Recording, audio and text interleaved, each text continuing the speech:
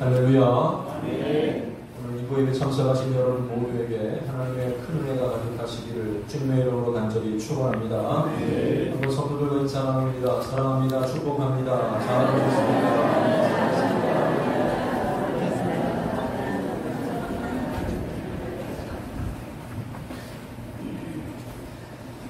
이렇게 좋고 복되고 아름다운 날, 또 특별히 8월 마지막 제주 예배를 함께 하나님께 드리게 되었습니다. 하나님의 예배하신 놀라운 은총 가운데 함께 머물고 이 주일을 보낼 수 있는 우리 모두가 다 되었으면 좋겠습니다. 지난 7월 둘째 주부터 오늘까지 8주간에 걸쳐서 우리가 이 신명기 본문을 가지고 주일 오전 예배 함께 말씀을 나누고 있습니다. 순서로 보면 오늘 이제 그 마지막 시간이라고 볼 수가 있는데요. 신명기는 모세 오경 중에 하나이지만 이스라엘이 광야 속에서 보낸 역사를 기록한 출애굽기나 민수기와는 그 성격이 좀 다르다는 것을 우리가 알 수가 있습니다. 신명기는 이제 가나안 땅 유산을 앞에 두고 있는 이스라엘의 2세대들, 원망하고 불평하여서 이 광야에서 죽었던 1세대들 말고 이제 새로운 마음으로 이스라엘 땅에, 가나안 땅에 들어갈 그 이스라엘의 2세대들에게 주고 있는 모세의 설교이자 또 권면의 말씀들로 이루어져 있습니다.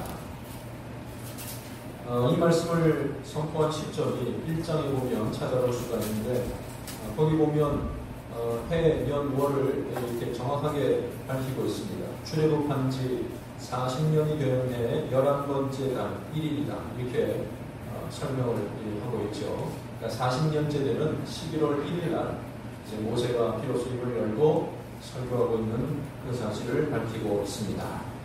40년간의 광야 생활을 다 마무리했고 이제는 가나안 땅에 들어갈 그런 시점이 임박했다는 것을 뜻하고 있습니다. 이때 모세의 나이가 이미 120세에 이르렀습니다. 출애굽할 때에 20살이 넘었던 사람들은 가나안 땅을 악평하고 하나님을 원망함으로써 광야 생활 중에 다 죽고 없어졌습니다. 유일하게 등장하고 하나님이 함께 하시면 들어갈 수 있겠다고 고백하였던 여호수아와 갈렙을 제외하면 여러분 생각해 보세요. 백성들 중에 제일 연장자의 나이가 얼마나 되었겠습니까? 20세 이상 된 사람은 다 죽었습니까? 당시 제일 많은 사람도 20살 미만이었고 이제 40년을 보냈으니까 제일 나이 많은 사람이 한 60쯤 됐을 것이고 아마 그 이하의 나이를 가지고 있는 사람들이었을 겁니다.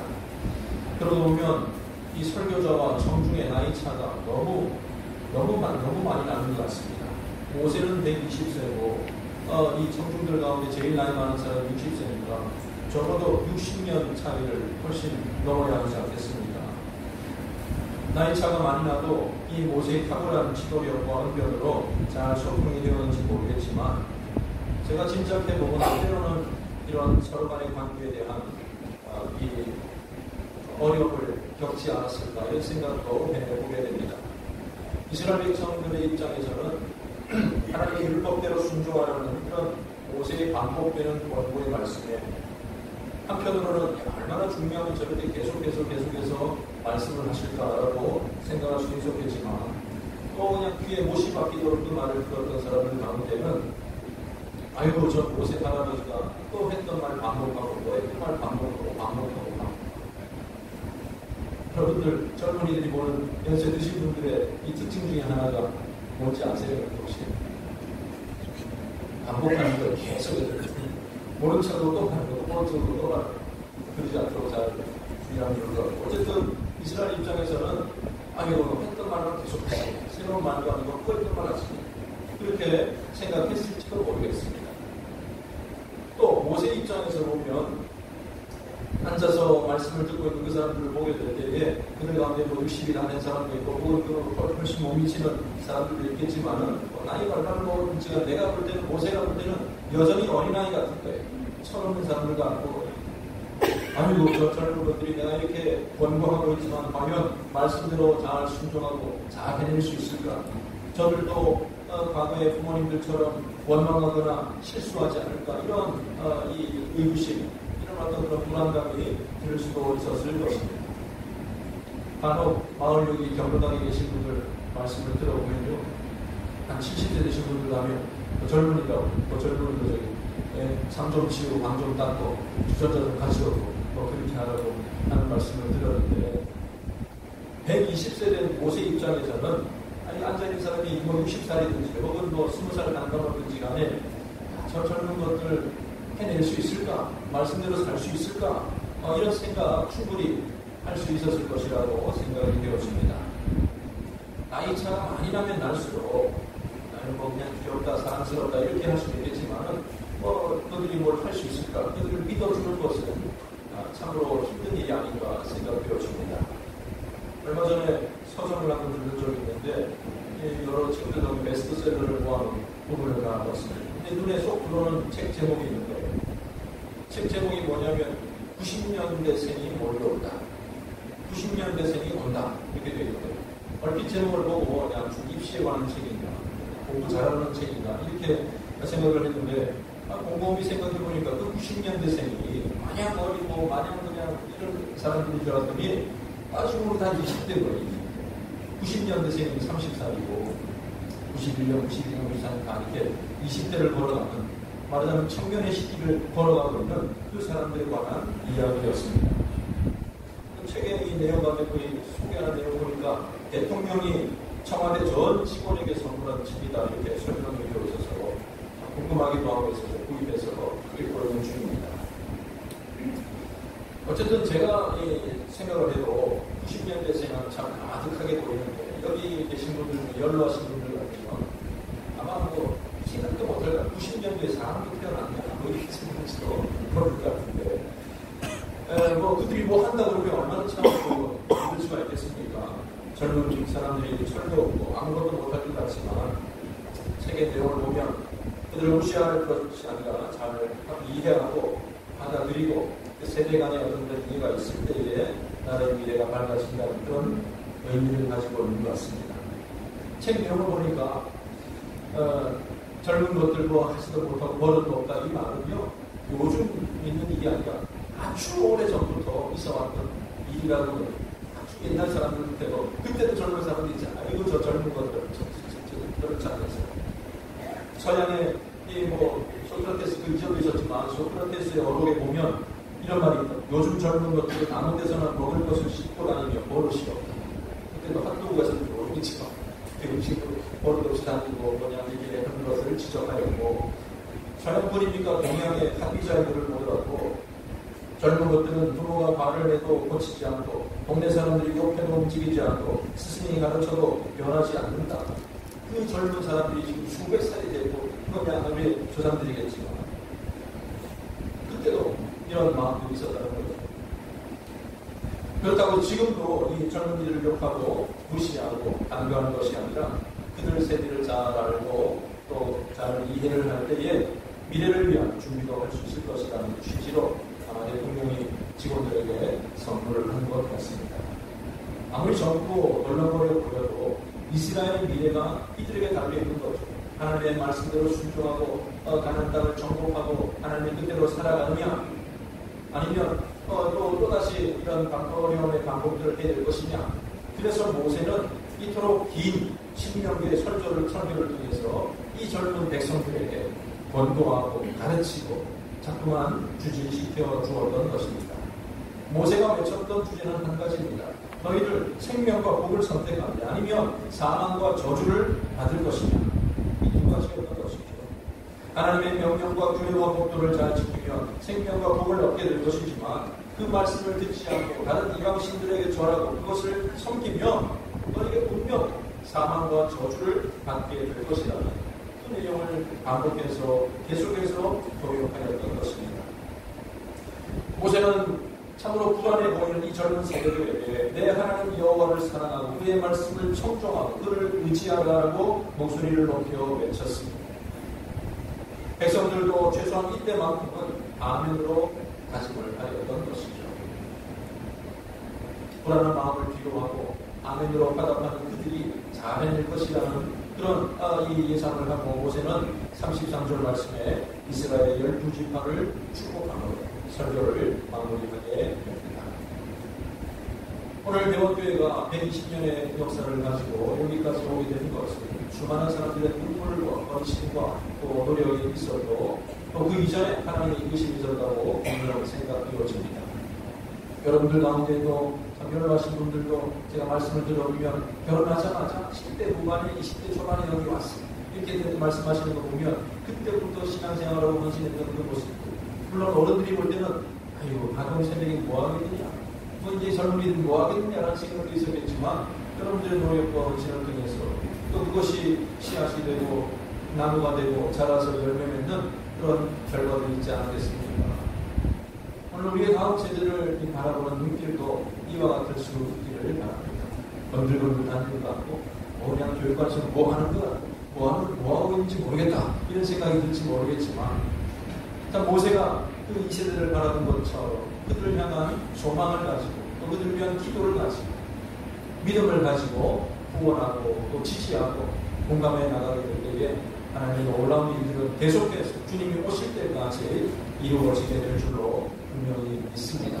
나무라고 그냥 뭐 이렇게 이 말을 내기보다는 오히려 칭찬해주고 격려해주고 말씀 가운데 믿음 가운데 어떻게 살아가는 것이 참된 믿음을 지키는 방법인가를 잘 설명해주고 설득해 나가는 기존 세대들이 될 때에 대원교의 미래가 밝아지게 될 줄로 분명히 믿습니다.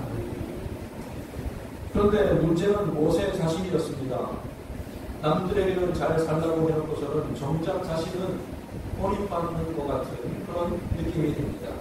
기껏 백성들을 이끌고 가나안 땅 입구까지 왔는데 다르게 원망했던 백성들처럼 자기 자신도 가나안 땅에 들어갈 수 없는 그런 이 존재가 되고 만 것이죠. 심지어 이제 여기서 죽게 될 것이라는 하나님의 말씀도 듣게 됩니다. 광야 생활 가운데 소위 말해서 무리와 물사건으로 인하여서 고작 한번 실수하였을 뿐인데 가나안 땅에 들어갈 수 없게 되었다는 것은 너무나도 가혹한 처사였고 또 그 자신에게도 부끄러운 일처럼 여겨질 수도 있을 것입니다. 그래서 모세는 하나님께 몇 번을 간구합니다. 신명기 3장 24절 말씀 보면 이렇게 되어 있어요. 주 여호와여 주께서 주의 크심과 주의 권능을 주의 종에게 나타내시기를 시작하셨사오니 천지간에 어떤 신이 능히 주께서 행하신 일, 오 주의 큰 능력으로 행하신 일 같이 행할 수 있으리이까? 하나님께 뭘 간구했어요? 지금까지 길게 말씀을 드렸는데 자신에게 간구의 내용이 없습니다.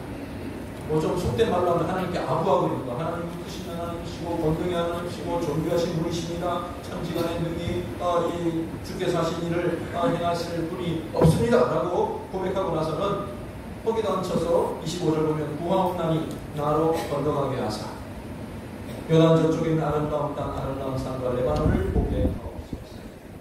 하나님은 위대하시고 자비로우시고 능력이 많으신 분이시니까 나로 하여금 그것 용서해 주시고 건너가게 해주시면 안 되겠습니까? 라고 부탁을 합니다. 그러나 하나님께서는 건너갈 수 없다, 건너가지 못하리라 라는 말씀으로 몇 번을 간구할 때마다 단호하게 말씀을 해주십니다. 하나님 좀 너무하시다, 너무 냉정하신 분 같다. 그래도 모세가 얼마나 많이 노력을 했고 실컷 써놓고 실수 하나 때문에 버리시는 하나님이시니까 이렇게 생각할 수도 있겠지만은 얼핏 생각하면 그렇게 판단할 수 있겠지만 그것은 우리의 오해입니다. 하나님은 모세를 너무나도 사랑하셨고 또 그것도 끝까지 사랑해 주셨다는 것을 오늘 우리 본문을 통해서 살펴볼 수가 있을 것입니다. 일평생 모세가 어떤 사람이었는가에 대해서 오늘 8절, 10절 이하에 보면 이렇게 기록해 놨는데 먼저 모세는 하나님을 대면하여 알던 사람이었다. 이렇게 기록되어져 있습니다. 여러분 성경에 이 하나님을 이렇게 하나님의 모습을 본 사람들의 그런 공통점이 있는데 그것은 두려워서 너무나도 두려워서 그냥 죽을 것 같은 어떤 그런 마음을 가지게 된 것이죠. 왜냐하면 하나님의 거룩함과 하나님의 영광스러움과 또 그 순결함의 비교를 해보니까 나는 너무나도 더럽고 추악하고 몹쓸 인간이거든요. 더럽고 추악한 자신의 모습이 적나라하게 드러남으로 인하여서 감히 하나님 앞에 얼굴을 들 수도 없고 떨 수밖에 없는 그런 상황들을 우리는 다 보게 됩니다. 선지자로 부름받았던 이사야나 예레미야도 하나님을 뵙고 난 이후에 화가 나여 내가 죽게 되었다. 예레미야 선지자도 나는 아무것도 할 수 없는 어린아이다 라는 말만 되풀이할 뿐이었습니다. 그러나 모세는 달랐습니다. 모세는 얼마나 자주 하나님을 만났는지 모릅니다. 호렙산 떨기나무에서 그를 부르실 때가 있었습니다. 애굽에서 10가지 재앙으로 행하게 하실 때에도 하나님을 만났습니다. 시내산에서 계명을 받을 때에도 하나님은 모세를 계명해 주셨다는 것입니다.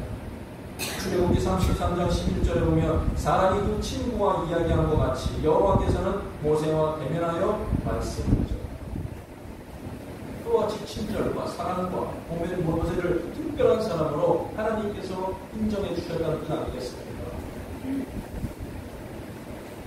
그리고 또한 모세는 어느 선지자나 어느 제사장보다 훨씬 많은 기적과 이적을 베풀도록 하나님께서 역사하시는데 하나님이 그를 애굽 땅에 친히 보내사 바로와 모든 사람들 앞에서 이적과 기사와 모든 큰 권능과 위엄을 행한 사람이었다라고 11절 이하에 기록되어져 있습니다. 하나님의 이 대행자로서 권능과 위엄을 가지고 그 모든 일을 이 모세 한 사람을 통해서 행하게 하셨던 것이죠. 재앙뿐이겠습니까? 나올 때도 홍해라는 바다가 있을 때에 사람들이 본 것은 모세가 두 팔을 들고 서 있었던 그 장면뿐이지 않았겠습니까? 모세가 팔을 들었을 뿐인데 하나님 그를 통해서 역사하시고 바다를 갈라 또 광야 생활 중에서는 수많은 기적들을 하나님께서는 모세를 통하여서 행하셨다는 것입니다. 이게 얼마나 영광스러운 자리이고 또 영광스러운 자격이 아니고 무엇이겠습니까? 그런데 마지막에 하나님 배신하는 것 같아요. 이제 실컷 써먹었으니 더 이상 가치가 없으니 너는 버려야 되겠다. 너는 못 건너간다. 이렇게 말씀하시는 것이 아니죠. 오늘 이 말씀을 본문을 우리가 차분히 잘 살펴보면 하나님께서는 모세를 가나안 땅의 일부가 보이는 느보산 비스가 산 꼭대기로 오르도록 하셨습니다. 성경 보면 모세와 하나님이 만나는 약속 장소는 지금 같으면 뭐 커피 한잔 하자, 스타벅스에서 몰래 어디서 이렇게 하셨을지 모르겠지만 주로 산으로 부르셨다는 것을 보게 됩니다. 처음에 떨기나무로 불 가운데 마실 때 호렙산에서 부르셨고 또 이렇게 이 계명을 주실 때는 시내산으로 부르셨고 이제 이 마지막 가나안 땅에 보이는 느보산으로 하나님께서 약속 장소를 잡으셨던 것이죠. 그런데 이곳에서 이루어지는 모든 일들은 사실 초자연적이고 인간의 이 유신의 한계로서는 경험할 수 없는 너무나도 환상적인 그런 일들이 벌어졌다는 것을 보게 됩니다. 이 느보산은 홀로 쓸쓸히 올라가서 모세가 죽음을 맞이하는 그런 고독한 죽음의 자리가 아니라 하나님의 위로와 하나님의 은혜와 하나님의 능력과 하나님이 주시는 엑스타시를 경험하는 놀라운 자리가 되었다는 것을 우리가 살펴볼 수가 있습니다. 뭘 하나님께서 행하시고 어떤 기적을 보여주셨는지 먼저 하나님께서는 모세에게 가나안 땅 전체를 보여주십니다. 가나안 땅의 최북 땅 단이라는 지역을 보여주시고 또 가나안 땅의 서해 지중해를 맞닿고 있는 그 지중해를 보여주십니다. 그리고 가나안 땅의 중심부에 있는 여리고 골짜기를 보여주셨고 최남단 신광야에 접해 있는 네게브를 보여주셨다라고 성경에 기록되어져 있습니다. 여러분 그리고는 너는 약속의 땅을 다 보여주시고 나서는 4절 하반절에 너는 우리로 건너가지 못하리라 라고 하셨는데 그냥 얼핏 우리가 건성으로 말씀을 읽으면 다 보여주고 너는 못 건너가 이렇게 말하는 것이 모세를 약 올리는 것처럼 모세에게 어떤 그런 운한 감정을 주는 것 같은 그런 상황처럼 보이지만 여러분 조금만 더 집중해서 생각해 보시기 바랍니다. 가나안 땅이 아래 위로 길게 생겨난 마치 우리 남한처럼 생겼는데요. 남한보다 우리는 이 38 이하의 남한이 400몇 킬로 되고 길이가 폭이 한 300킬로 정도 되는데요. 이 가나안 땅은 아래 위로는 한 300킬로가 되고 폭은 100킬로미터 정도가 됩니다. 그러니까 길이는 거의 비슷하고 폭은 한 3분의 1 정도 되는 그런 땅이죠. 그래도 작아도 그렇지. 여러분 아직 가나안 땅과 요단 동편에 있는 느보산 그 산이 얼마나 높았는지는 모르겠지만 거기서 가나안 땅의 북쪽을 봅니다. 최북단을 봅니다. 최남단을 봅니다. 가운데 있는 여리고를 봅니다. 요단강 옆에 있는 여리고를 봅니다. 그리고 그 너머에 있는 지중해까지 하나님께서 보게 해 주셨다는 것은 사실 육안으로 보는 것은 불가능한 일이죠.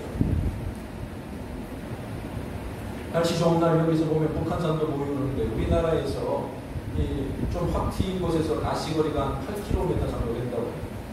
몽골 사람들 세계적으로 눈이 좋기로 유명한데 그냥 허허벌판 광야에서 볼 수 있는 거리가 25km 정도 어마어마하죠. 그런데 모세는 그것을 훨씬 넘는 가나안 땅 서해만 보더라도 100km가 넘는 그 거리를 다 보았다고 말하고 있습니다. 알기 쉽게 말씀을 드리면 여기 대원교회 동산에서 저기 인천 아빠도 야하다가 참 그러구나 그렇게 말하고 저 평양을 보면서 야 참 그러네 라고 말을 하고 저기 부산까지 나가더라도 대구를 쳐다보면서 야 아름답구나 하나님이 주실 땅이구나 이렇게 말하고 있다는 것 아니겠습니까? 느보산에 500원짜리 준비해 넣어가지고 망원경이 보는 그런 전망대가 망원경이 분명히 없지 않겠습니까? 어떻게 그것이 가능한 일입니까? 요즘은 핸드폰으로 다 사진 찍고 하는데요. 요즘은 멋진 광경을 볼 수 있는 장면인데 드론에다가 달아가지고 그곳에서 찍으면 또 다른 어떤 세상이고 볼 수 없는 위에서 보는 어떤 그런 광경들을 찍어서 보게 되는데 하늘로 높이 올라갈수록 볼 수 있는 것들이 더욱더 많아지고 폭이 넓어지게 되어 있습니다. 그래서 학자들은 말합니다. 이때 모세는 하나님께서 공중으로 들려 올려지는 그런 경험을 하였을 것이다. 하나님께서 친히 모세를 이끌고 약속의 땅 전체를 다 보여주셨다는 의미입니다. 비록 너는 그곳으로 건너가지 못한다 할지라도 그곳 전체를 보여주시는 속속들이 그 모든 것을 보게 하시는 하나님의 놀라운 은혜를 이 기적의 은혜를 모세가 경험하였다는 것 아니겠습니까? 또 한 가지는 모세의 죽음과 관련된 내용입니다. 모세는 죽을 때에 나이가 120세였으나 그의 눈이 흐리지 않았고 기력이 쇠하지 않았다라고 기록되어져 있습니다.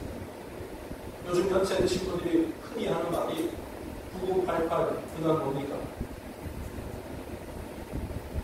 요즘 신세대들이 하는 말인데 잘 모르실 것 같아요. 9988 234 99세까지 팔팔하게 잘 살다가 2-3일 앓다가 돌아가면 또 얼마나 참 행복이겠느냐 이렇게 말씀들을 많이 합니다.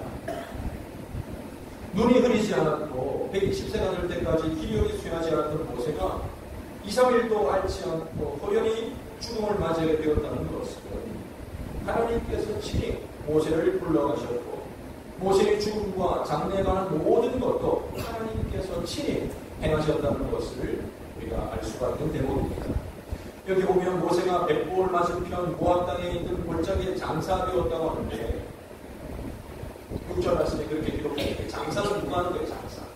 사람이 죽으면 장례식을 하는데 그 장례식을 누가 치러주는 겁니까? 죽은 사람 나 죽었으니까 배우 입어야 되겠다. 안에 들어가야 되겠다. 혼자 하는 거 보셨어요? 저기 나도 못하는 거예요. 가족들이나 유족들이나 다른 사람들이 장례에 치도하는 사람들이 이렇게 다른 사람들이 해주는 건 아니겠습니까? 장사 지낸다는 것은 다른 사람의 손에 의해서 그 시신이 수술되었다는 것을 뜻하고 있는 것인데 그렇다면 다른 모든 사람들이 있는데 왜 그가 묻힌 것을 알 수가 없었을까요? 물론 하나님께서 기억을 하지 않게 하고 눈을 어둡게 해서 돌아가지 못하게 했을지도 모르겠지만 이 일 또한 하나님께서 친히 모세를 거두어 주시고 그 일을 행하셨다고 볼 수밖에 없는 대목입니다. 느보산에 올랐던 모세는 과거 시내산에서 하나님이 친히 적어주신 돌비를 받았던 것처럼 하나님께서 이제는 친히 그와 가나안 땅을 다 보게 하시고 그의 생명을 친히 거두어가 주셨고 그 모든 장례의 절차까지 하나님께서 행해 주셨다고 볼 수가 있는 것입니다. 자기의 실수로 영원토록 고점을 남기고 가나안 땅에 못 들어간 모세가 아니라 5절 말씀 보면 그걸 어떻게 표현합니까? 이에 여호와의 종 모세가 여호와의 말씀대로 모압 땅에서 죽었다. 그는 끝까지 하나님의 신실한 종이었으며 여호와의 종이었으며 가나안 땅에 들어가지 못하는 것이 그와 하나님과의 관계를 갈라놓지 않았다는 것을 보게 되는 것입니다. 평생 그는 하나님의 율례와 명령대로 사는 법을 배워왔고 그 사실을 다음 세대에 열변하였던 이 모세는 자기 자신도 그 하나님의 명령에 순종함으로 하나님의 말씀에 순종함으로 가나안 땅에 들어갈 수 없다는 건너가지 못하리라는 그 하나님의 말씀에 순종함으로 제 생애를 마쳤던 것이죠. 본인이 원하였어도 하나님이 거절하신다면 그 말씀에도 순종했던 것이 바로 모세였고 말씀의 사람 모세라는 사실을 우리가 볼 수가 있는 것입니다. 우리는 보통 기도할 때에 하나님의 응답의 세 종류를 경험하게 됩니다. 하나는 기대한 대로 응답해 주시는 것입니다. 구하는 대로 찾는 대로 문을 두드리는 대로 열어주시고 찾게 하시고 구해 주시는 하나님. 그 능력의 하나님께서 우리의 모든 것을 채워주십니다. 또 다른 응답은 내가 기도한 내용 외에 다른 것으로 응답해 주시는 경우입니다. 이거 그대로 응답해 주었다가는 되레 우리에게 큰일이 생길 것 같고 시험을 받을 수 있을 경우에는 하나님께서 다른 것으로 응답해 주십니다. 내 육신적인 한계로 이것을 구하였지만 하나님께서는 더 크고 놀라운 것으로 더 유익한 것으로 응답해 주실 때가 있습니다. 또 마지막 응답은 응답해 주시지 않는 응답입니다. 응답해 주시지 않는 것이 우리에게 응답이 될 때가 있다는 것입니다. 우리가 정욕으로 쓰려고 잘못 구하는 것이 있으면 하나님께서는 무응답의 응답을 주신다고 야고보서 4장 3절에 기록하고 있습니다. 어린아이가 과거면 날카로운 하나 좀 주세요라고 하면 얘다 여기다 주는 어머니 아버지가 없을 것 아니겠어요?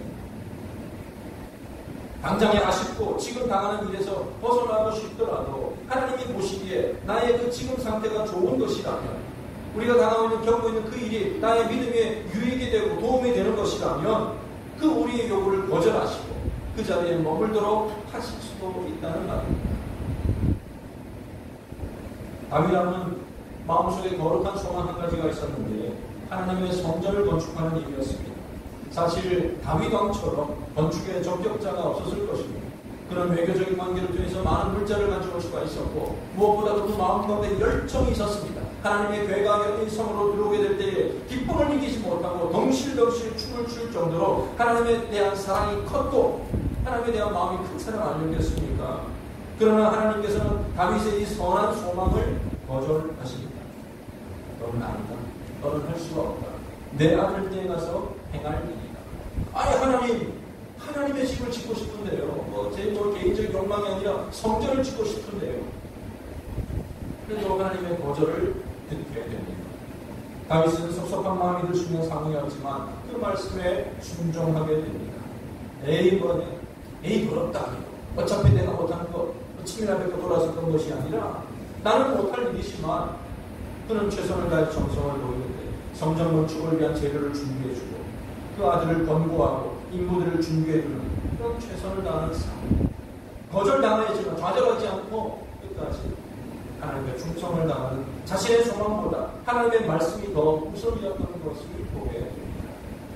구원의 사역을 이루시기 위해서 이 땅에 오신 예수님, 그러나 그 구원을 주시려고 치러야 될 십자가의 대가가 얼마나 두렵고 괴롭고 수치스러운 일인가를 아셨습니다. 그래서 주님께서는 하나님께 간구하였습니다. 마태복음 26장 39절 보면 내 아버지여 만일 할만하시거든 이 잔을 내게서 지나가게 하옵소서. 이 잔을 지나가게 하옵소서.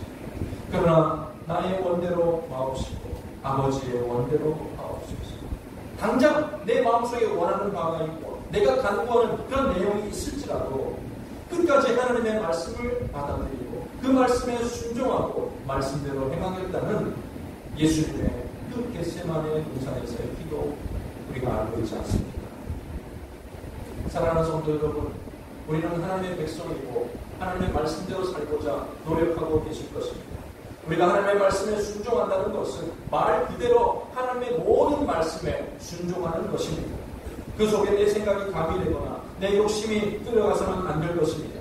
이 일을 통해서 내게 어떤 대가나 보상이 없더라도 당장에는 손해를 보는 것 같고 내 생각과 다르다 할지라도 순종하는 것을 말하고 있습니다. 가족, 들판에 어떤 그런 양을 치는 평온함을 뒤로하고 막강한 두려운 대적 바로 앞에 가라고 하실 때에 명령하실 때에 갔던 사람이 무엇이에요? 그것이 바로 순종입니다. 그토록 갈망하던 가나안 땅을 지척에 두고서 건너는 건너갈 수 없다고 말씀하시면 그대로 따르는 것이 바로 순종입니다. 하나님께서는 내가 말하는 소원이나 내가 했으면 하는 일보다 더 큰 계획을 우리에게 가지고 계시고 내게 꼭 필요한 것으로 맡겨주시는 놀라우신 분이십니다. 그리고 하나님은 결코 우리를 섭섭하게 하시거나 우리를 퇴물 취급하지 않으실 것입니다. 됐다, 그냥 없어져라, 이렇게 말씀하지 않아요. 모세를 붙잡고 가나안 땅을 보여주시고 그의 죽음을 최대한 하나님께서 많은 사람들이 존경받을 수 있도록 행하여 주셨던 것을 끝까지 말씀대로 순종하게 되면 거기에 합당한 대우를 해주신 줄로 분명히 믿습니다. 모세가 수십 번 반복한 말처럼 생명과 복, 행복한 삶을 바로 말씀을 순종하는 그 사람에게 허락해 주실 줄로 분명히 믿습니다. 모세를 친히 이끄시고 가나안 땅 이것저것을 보여주셨듯이 그리고 고통 없이 그를 하나님 나라로 이끌어 주셨듯이 말씀대로 순종하고 사는 우리에게 하나님께서는 인자를 베푸시고 긍휼을 베푸시고 영원한 생명과 안식을 허락해 주실 줄로 분명히 믿습니다. 사랑하는 성도 여러분, 인생의 다양한 모습들이 있겠지만 사실은 두 가지 길만 놓여 있을 뿐입니다. 하나님과 함께하는 인생이냐, 하나님이 없는 인생이냐입니다. 하나님의 말씀에 순종하여 생명을 얻으냐, 아니면 말씀에 불순종함으로 사망에 이르느냐. 무엇이 참된 복이고 어떤 것이 참 생명이었는지 잘 알았던 모세는 다음 세대 젊은이들에게 이 말씀을 뜨겁게 전달하였고 그 자신도 순종하는 삶으로 마지막까지 살아갔던 것을 보게 됩니다. 오늘 여기 계신 모든 분들이 이 복된 자리에 임할 수 있기를 진심으로 바랍니다.